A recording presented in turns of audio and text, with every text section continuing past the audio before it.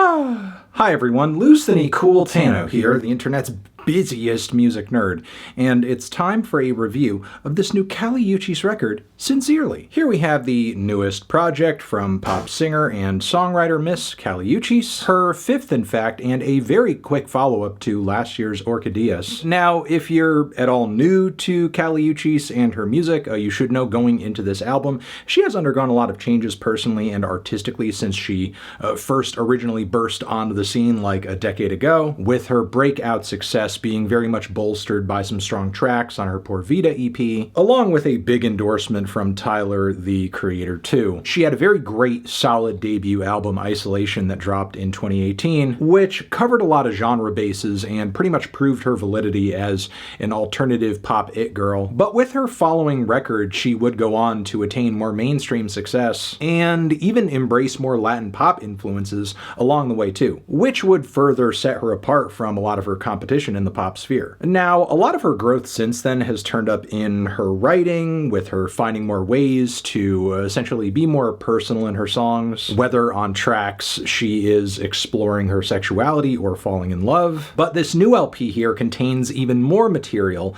about how her life has shifted as she's grown further ingrained into a long-term relationship and has also entered motherhood. The opening track, Heaven is a Home, is pretty much about exactly that, while the closer on here, I Love You So Much It Hurts, which was a single to the album, is pretty much a ballad and ode dedicated to her son. And between these cuts, there are lots of reflections that Kali writes into these songs, where she's pretty much thinking about everything it's taken to get her life to the point where it is now. Whether it be all of the romantic betrayal she's experienced, or how she's grown less bottled up and reserved with her love and with her emotions on Lose My Cool. There's also It's Just Us, where in a spare couple of lines she references being kicked out of her home at a very early age, and then having to make it on her own, essentially. So Kali really is wearing her heart on her sleeve on a lot of tracks here, and possibly being the most upfront she's been on an entire album. On one song here, she is a self-admitted old-school romantic, and I can certainly hear that coming across on these tracks more than any other batch of songs in her discography so far, as a lot of the writing and melodies on this record are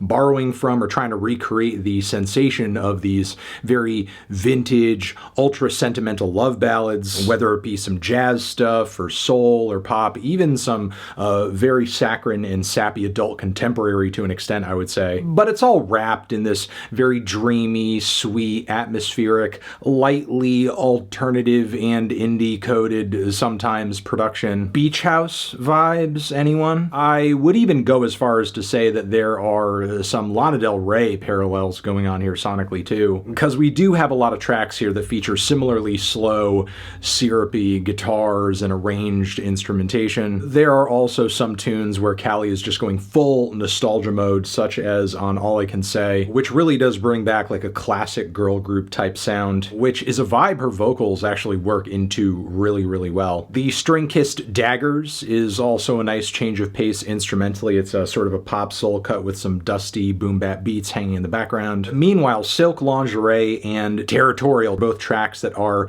alluring and sinister and mysterious, like a Bond theme, something like that. Especially the latter of the two, which is literally about what it says it is. You know, when I stake my claim on my lover, my partner, I get territorial. Don't try me. I'm graceful, but the moment you're kind of encroaching on my space, But yeah, as Kali is writing these songs and performing them, there's very solid and sweet and palatable production and melodies all around. But if there are some shortcomings with some tracks on this album, it's that the material here can occasionally come across a little one-note or unmemorable, or maybe even lacking in a thoughtful structure or something like that. For example, Lose My Cool goes into this like really strange bridge shift that kind of goes off into a totally different musical section of the song that really does drag on. Meanwhile, It's Just Us kind of feels like there could have been more to it, but it sort of fizzles out at the very end without without, I think, really finalizing the tune all that well. There's also Fall Apart, which I think lyrically could have been a highlight on the record because it really does tee things up for this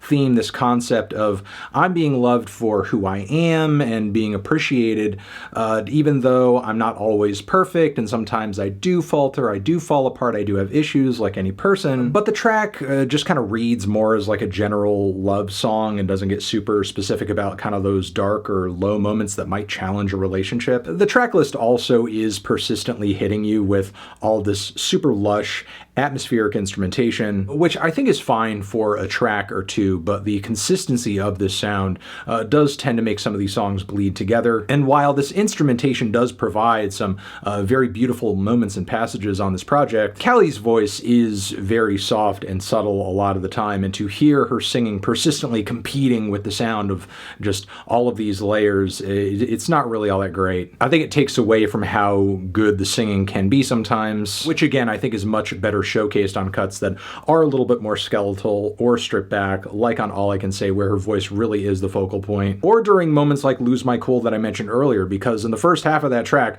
vocally speaking, Kali really is losing her cool and delivers probably the most passionate performance on the entire record. So vocal performances that were a little bolder here and there would have been nice, and I think would have made for a stronger LP, along with some more instrumental palettes that aren't like always kind of bleeding together in this very atmospheric fashion. But outside of that, I feel like this record is loaded with highlights. You could say it's Kali's most mature and personal project yet. Certainly one where she wanted to just convey the prettiest and most refined sounds that she possibly could, and for the most part I think she gets that across, while also effectively exploring this new chapter of her life much of the time, which is why I'm feeling a decent to strong 7 on it. Transition, have you given this album a listen? Did you love it? Did you hate it? What would you rate it? You're the best, you're the best. What should I review next? Hit the like if you like, please subscribe, and please don't cry. Hit the bell as well. Over here next to my head is another video that you can check out. Hit that up or the link to subscribe to the channel. Anthony Fantano,